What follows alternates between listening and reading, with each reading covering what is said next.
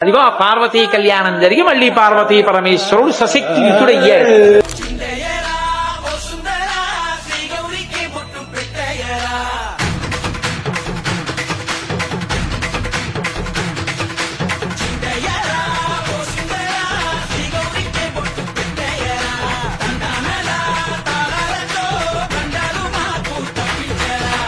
పెళ్లికి పేరంటమే ఊరేగవే ఊరంతా, కళ్యాణమే వైభోగమే కన్నార్పకే కాసంత.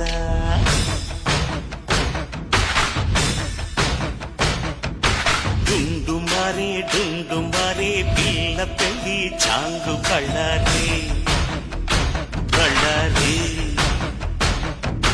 జంజమారే శివుడి పెళ్లి చాంగు బళ్ళారే బళ్ళారే.